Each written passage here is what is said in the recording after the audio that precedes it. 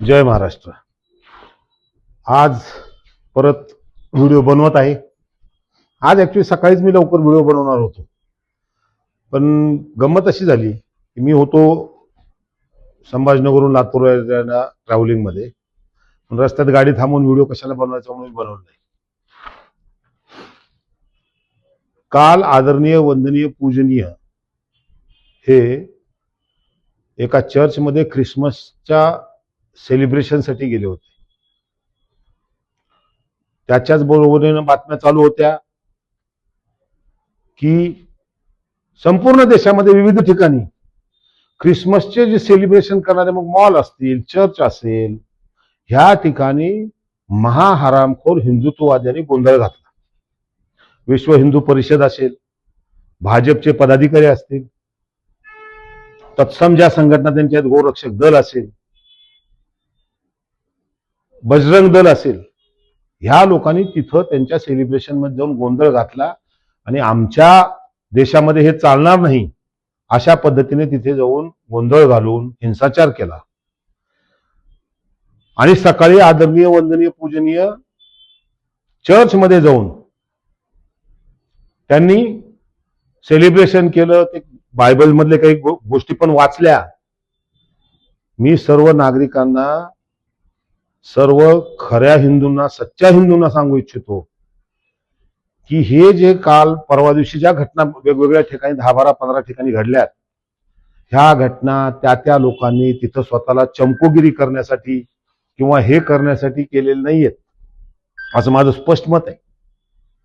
ह्या सगळ्या गोष्टी वेल प्लॅन ठरवून राष्ट्रीय स्वयंसेवक संघ आणि भाजपच्या द्वारे करण्यात आलेल्या आहेत, असं मला 99.99% वाटतं। कारण ह्या लोकांना खडा मारून पाणी किती खोल आहे हे बघायची सवय आहे। प्रत्येक गोष्टीत हे लोक असेच करतायत। आदरणीय मोहन भागवतजींनी मागच्या आठवड्यामध्ये कुठल्या तरी कलकत्त्यामधल्या भाषणात सांगितलं कि हम तो इसे हिंदू राष्ट्र मानते हैं, फिर वो संविधान में हो या न हो। मग हा इशारा होता का ह्या सर्व हरामखोर संघटनांना, या संविधान विरोधी संघटनांना? हा एक गुप्त इशारा दिला होता का आदरणीय मोहन भागवतजींनी? याचा सुद्धा विचार करणं आपल्याला आवश्यक आहे। उत्तर प्रदेश सरकारने अखलाक नावाच्या व्यक्तीचा मॉब लिंचिंग करून त्याच्या घरात घुसून त्याच्या घरामध्ये फ्रीजमध्ये गाईचं मांस आहे असं त्याच्यावर आरोप लावून भाजपच्या एका नेत्याच्या मुलाने 10, 12, 15 लोकांनी मिळून त्याचा खून केला होता। मॉब लिंचिंग मध्ये तो व्यक्ती मेला।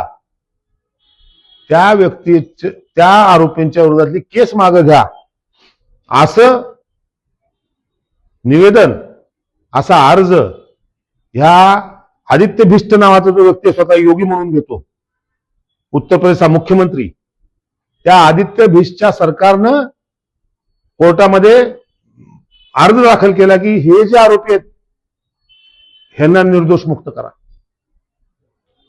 ते तर नशीब आपलं, काही कोर्ट अजून सुद्धा देशाशी आणि न्यायाशी इमानदार आहेत की त्या कोर्टाने सांगितलं नथिंग डुईंग, काय नाही, हे अशीच राहणार, केस चालणार। पण ह्या लोकांची मानसिकता बघा। हे लोक जाणून बुजून आपल्याला खडे मारून पाणी किती खोल आहे, त्याचे तरंग किती उठतायत, त्याचा किती त्रास होतोय, ह्या पद्धतीने ह्या लोकांनी हा मागच्या 2014 पासून 10-11 वर्षात बाजार मांडलेला आहे। आपण आता सध्याच्या परिस्थितीमध्ये जवळपास 55-57 मुस्लिम देश आहेत, त्यांच्यापासून तर आपण कटलेलोच आहोत। आणि असे प्रकार इथं करून ह्या देशामध्ये, आपल्या देशामध्ये, धर्मनिरपेक्ष देशामध्ये ख्रिश्चनांच्या विरुद्ध अशा पद्धतीने वागले तर 125 ते 130 देश हे ख्रिश्चन प्रबल देश आहेत आणि स्वतःला ख्रिश्चन देश म्हणवतात, असे पण देश आहेत।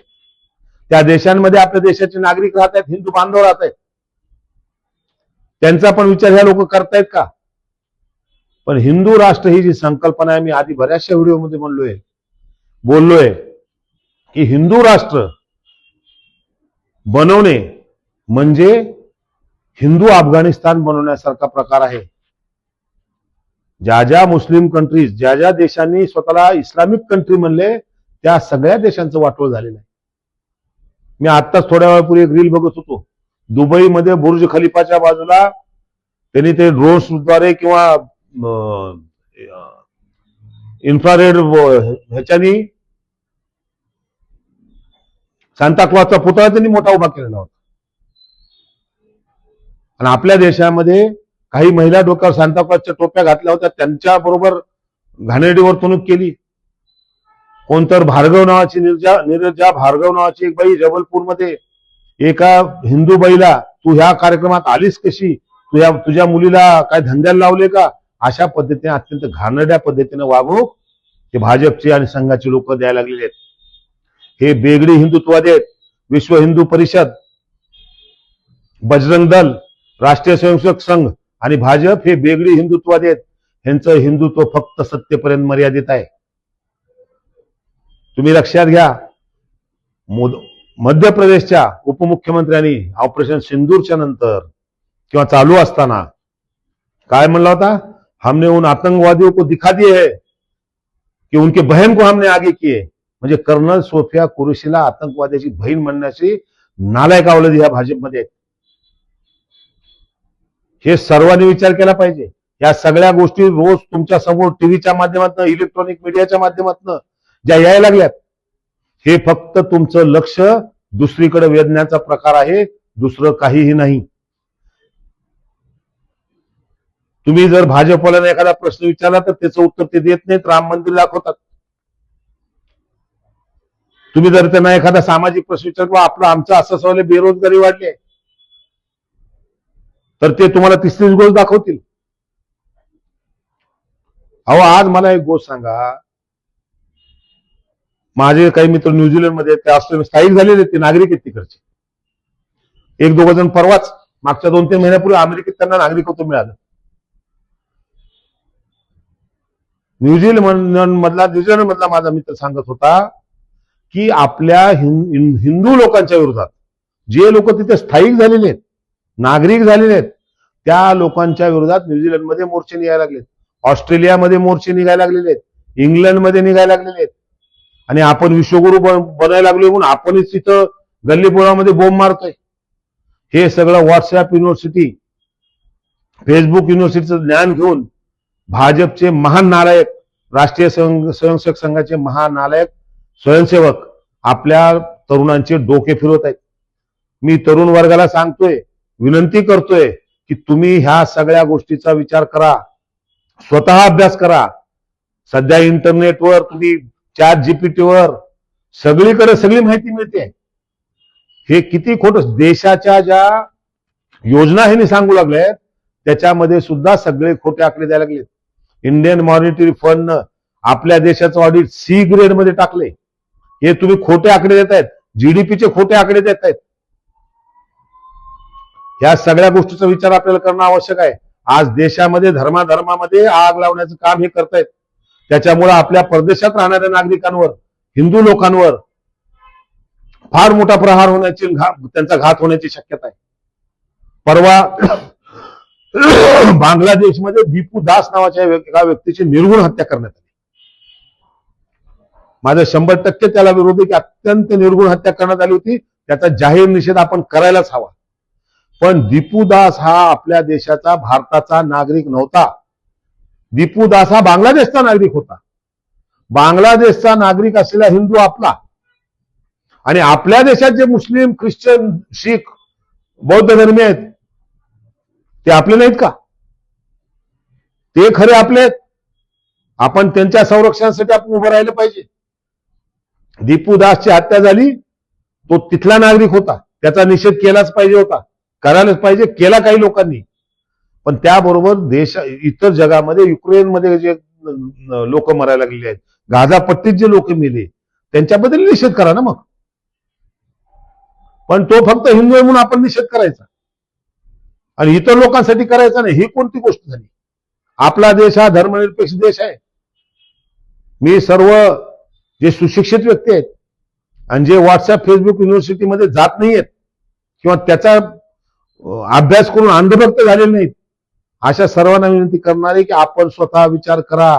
देशाला कुठल्या पातळीला नेऊन ठेवलंय, महागाई कुठं चाललेली आहे, 2014 मध्ये काय काय बोलून आला होता हा व्यक्ती. अहो मला आश्चर्य वाटतंय, देशाचा गृहमंत्री म्हणतोय की बांगलादेशची सीमा 600 किलोमीटर आहे, ती आम्ही बंद करू शकत नाही. मग 11 वर्ष संसदेत आणि गृहमंत्र्याच्या चेंबरमध्ये काय गवत उपडत बसले होते का तुम्ही? केलं काय तुम्ही?